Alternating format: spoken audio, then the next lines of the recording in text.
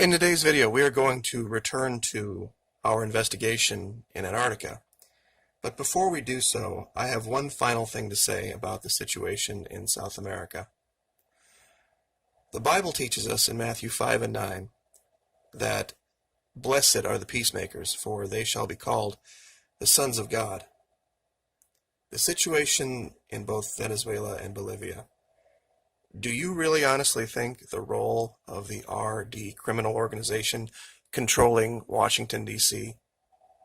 is playing the role of peacemaker?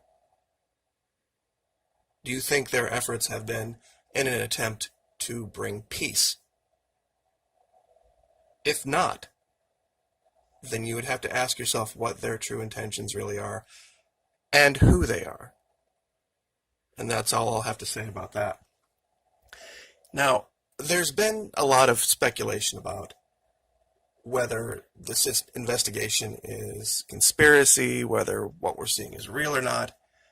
I'd like to start today with things that are accepted fact, and then walk you through what we have found and see if you come out to the other side with an idea of what the truth may be. We're going to start here at Forbes. Now, Forbes is a pretty well accepted site. Scientists find evidence for life in warm, steamy caves beneath Antarctica's ice. Now, within this article, there is a statement that should be front page news around the world, but it isn't. And I'm going to show you what that is. It has to do with what they found. Average temperatures on Ross Island are around 1 degree on the surface and covered with kilometers of ice.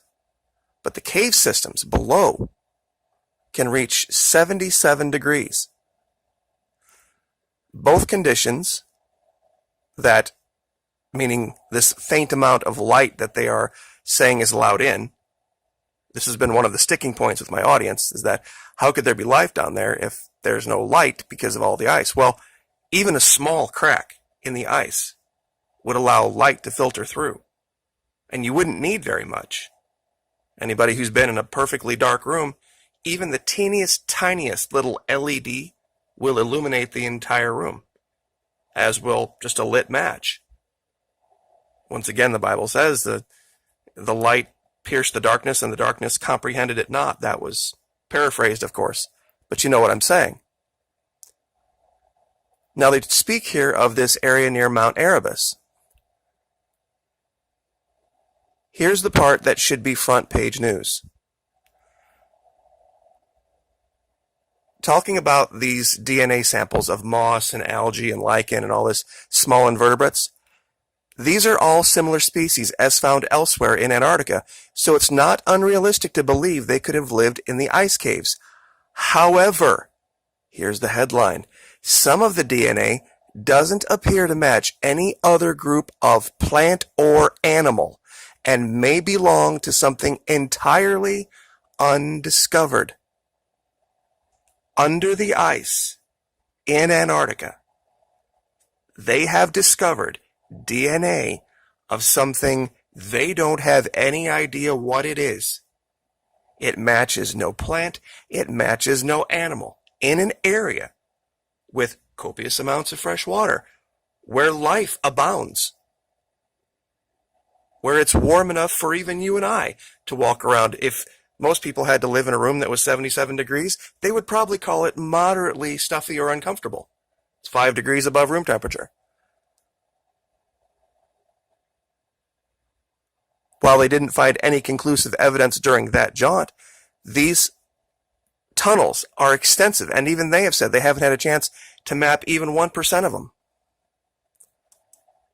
Now, strangely enough, regarding one of my videos that I called Ancient Manhattan, there's been found a giant underground cavern in Antarctica almost the size of Manhattan.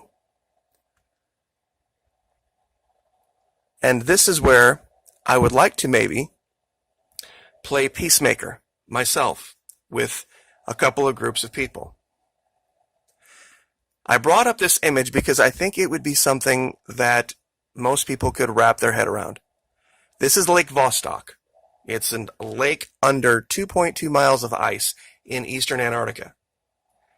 Now, they've said that there are caverns, confirmed, that are 1,000 feet high, and this 2/3 the size of the island of Manhattan. Would it be beyond the realm of possibility that you could have a cavern, say, 1.2 miles high, the size of Texas? By science's own admission, the mechanism for creating such a thing exists down there. It's just a matter of scale. And they've also admitted they don't have the ability to search this entire continent. It's nearly the size of the United States.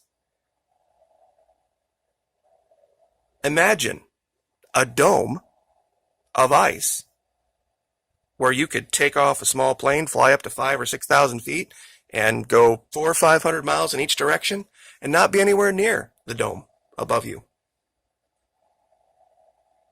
Still have a mile of ice, even if you did encounter the dome above you.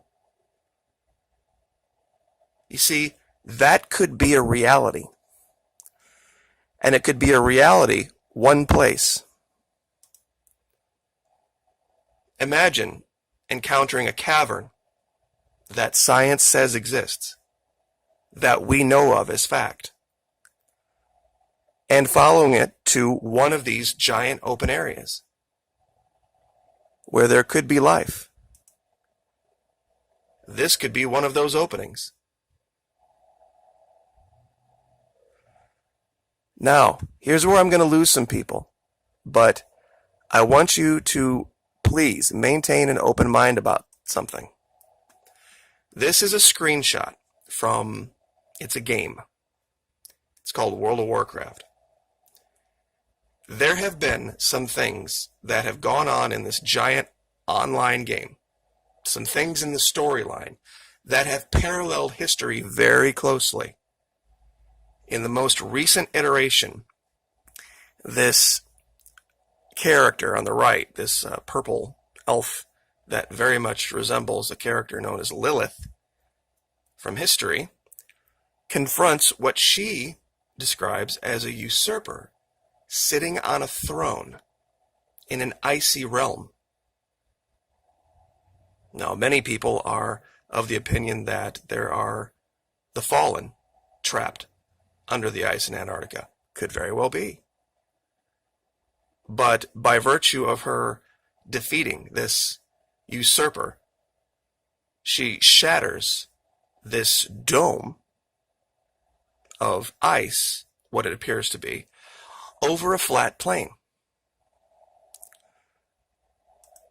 This would be the part that I think some people might have a problem with. Because the idea is this. And let's see if I can describe this properly. Not exactly a globe, somewhat squished, is described as an oblate spheroid, meaning that we aren't exactly perfectly round, but there are two locations on the planet where, for all intents and purposes, it would be flat, and that would be at the North Pole and Antarctica.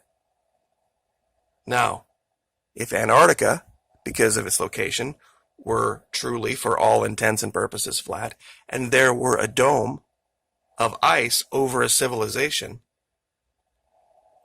beyond their quote-unquote ice wall would lie other lands, the lands that we already know. That, to me, might be the compromise, might be the truth, because this is always the case. No matter how crazy sometimes a theory is, there's always pieces of truth.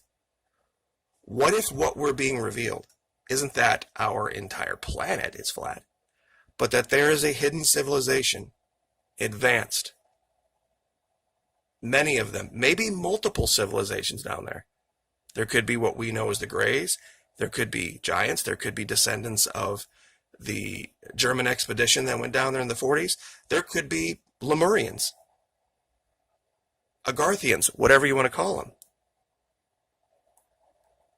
And having been separated from mainstream modern society, only now coming back into our consciousness, this might be something that's being revealed just subconsciously.